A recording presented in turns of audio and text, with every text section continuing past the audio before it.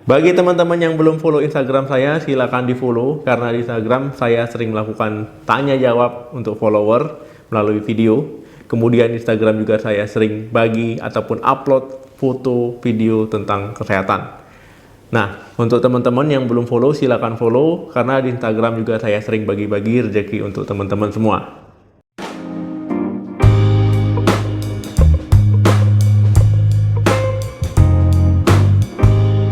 Halo, assalamualaikum warahmatullahi wabarakatuh. Balik lagi di channel saya. Semoga teman-teman semua selalu dalam keadaan sehat. Amin. Teman-teman pernah merasakan nyeri perut di bagian bawah, ataupun ada tetangganya yang nyeri perut di bagian bawah. Kemudian mereka mengatakan kandung kemihnya turun ataupun kantung kencingnya turun. Nah, ini kira-kira benar atau tidak? Ada kantung kencing ataupun kandung kemih yang turun. Nah, jadi ini memang bisa terjadi ya, kandung kemih turun. Nah, itu bisa terjadi. Ini kalau medis disebutnya dengan sistokel. Nah, pada video kali ini kita akan membahas kandung kemih turun kok bisa. Penyakit ini terjadi pada wanita ya. Jadi ketika penyekat antara kandung kemih dan organ kewanitaan itu melemah ya, sehingga kandung kemih bisa jatuh ke arah organ kewanitaan. Nah, jadi untuk yang wanita ini bisa terjadi ya, mungkin teman-teman sudah pernah mengalaminya. Kandung kemih ini adalah kantong ya, kantong kencing ya, yang berisi cairan urin ya. Jadi urin nanti kalau udah penuh ya ataupun memungkinkan itu dikeluarkan ataupun dikosongkan. Nah, jadi kandung kemih ini ya ditopang oleh otot-otot ya di sekitar organ kewanitaan. Nah, ini posisinya dia di depan ya, otot-otot gitu ya. Jadi dia harus terfiksasi gitu, nggak boleh dia rubuh sana rubuh sini ya. Nah, jadi memang posisinya harus normal. Jadi kira-kira faktor resiko untuk terkena sistokel ataupun kandung kemih turun ini apa saja? Nah, jadi ada beberapa memang ya faktor-faktor resiko yang bisa mengakibatkan wanita itu bisa mengalami kandung kemih turun ataupun sistokel. Nah, yang pertama itu adalah ketika wanita itu melahirkan persalinan normal itu lebih dari 1 kali. Nah, kalau seandainya sudah melahirkan 2-3 kali atau 4 kali ya, itu lebih meningkat resikonya untuk terkena kandung kemih turun. Yang kedua, wanita yang sudah tua. Wanita tua ini ya, apalagi sudah memasuki masa menopause, nah ini rentan sekali untuk terkena hal ini. Nah, itu terjadi karena hormon estrogen sudah berkurang ya, sehingga untuk penopang otot-otot itu juga ikut melemah akhirnya akibat hormon estrogen tersebut. Yang ketiga, akibat pengangkatan rahim. Nah, ketika rahim diangkat ya, dioperasi ya, karena sebab tertentu, nah ini bisa mengakibatkan otot-otot di panggul itu juga ikut melemah, akhirnya bisa mengalami penurunan ataupun kandung kemihnya turun. Yang keempat, kegemukan ataupun obesitas. Nah, teman-teman untuk yang obesitas ataupun berat badannya berlebih, ya ini bisa meningkat resiko terkena kandung kemih turun ataupun teman-teman bisa mengalami kandung kemih turun jika berat badannya obesitas ataupun berlebih.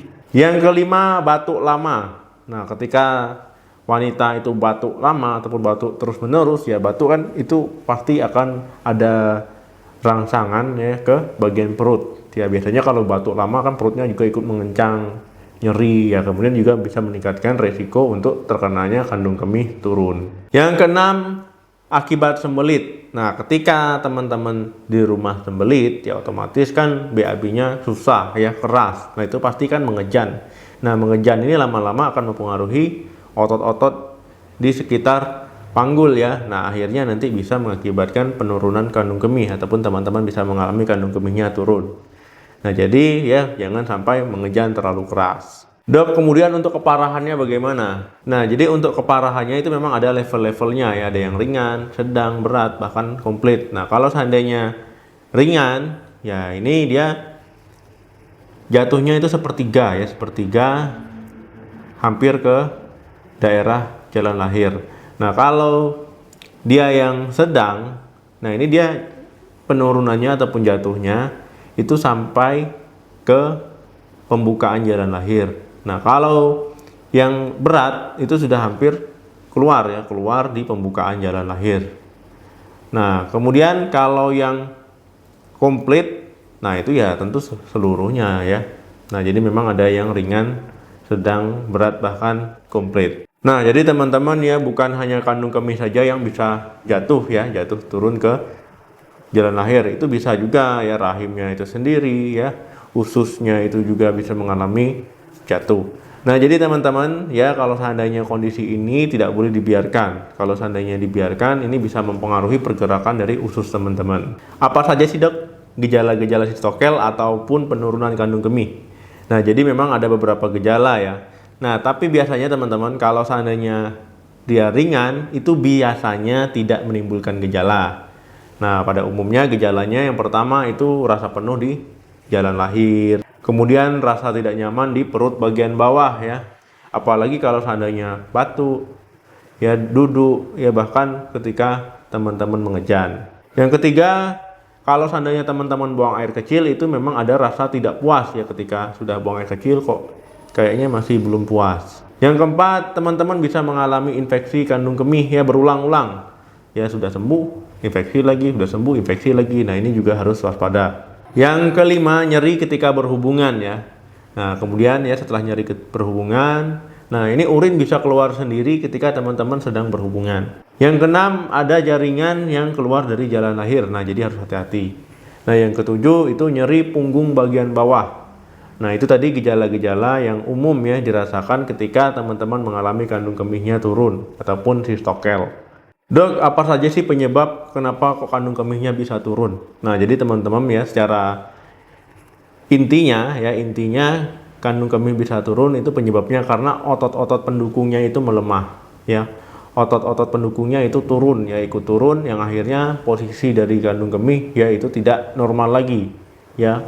Ada gangguan di otot-otot di penunjang di panggul. Nah, ketika otot-otot ini terganggu ataupun melemah ya, otomatis kandung kemihnya bisa berubah posisinya dari yang posisi semula ataupun posisi normal ya, kemudian mengalami penurunan. Nah, jadi teman-teman ya, faktor risikonya tadi ya sudah saya sebutkan. Nah, itulah ya akibat misalkan lahir normal ya lebih dari 1 kali ya, batuk lama ya, mengejan dan sebagainya. Itulah ya kenapa akhirnya otot-otot tersebut bisa melemah. Apalagi kalau pada wanita yang sudah menopause. Dok, jadi bagaimana nih supaya kita-kita yang wanita ini tidak terkena sistokel ataupun turunnya kandung kemih? Nah, teman-teman bisa melakukan yang pertama itu senam Kegel ya. Senam Kegel itu supaya otot-otot panggulnya kuat ya, supaya sehat ya, sehingga kandung kemihnya, otot-otot panggulnya tetap kuat, tidak mengalami penurunan. Yang kedua, ya jangan sampai sembelit.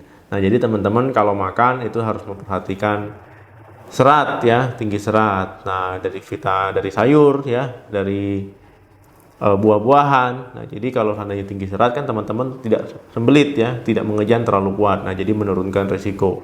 Yang ketiga ya, menghindari angkat-angkat berat ya, angkat-angkat berat ya. Kemudian kalau memang angkat berat itu posisinya harus benar ya, jangan sampai menggunakan pinggang ya, menggunakan punggung untuk tumpuan ya. Kalau angkat berat ya seperti orang jongkok itu ya, jadi menggunakan tumpuan pada kaki. Nah, jongkok ya berdiri. Nah, seperti itu. Yang keempat ya, kendalikan batuknya ya. Maksudnya kalau seandainya teman-teman batuk ya diobati ya. Pergi ke dokter, konsultasikan ke dokter masalah batuknya supaya tidak batuk terlalu lama. Kalau batuk terlalu lama nanti bisa turun kandung kemihnya.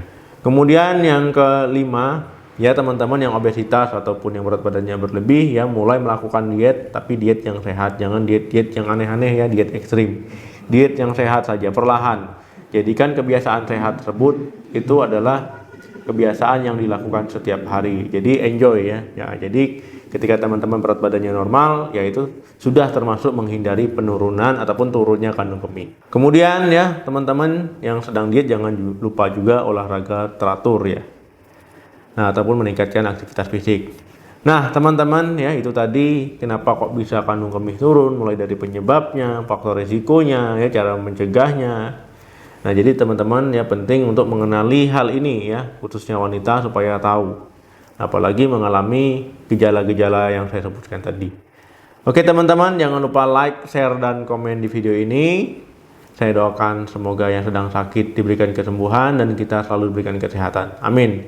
Sampai ketemu lagi di video saya selanjutnya. Salam sehat. Sampai jumpa.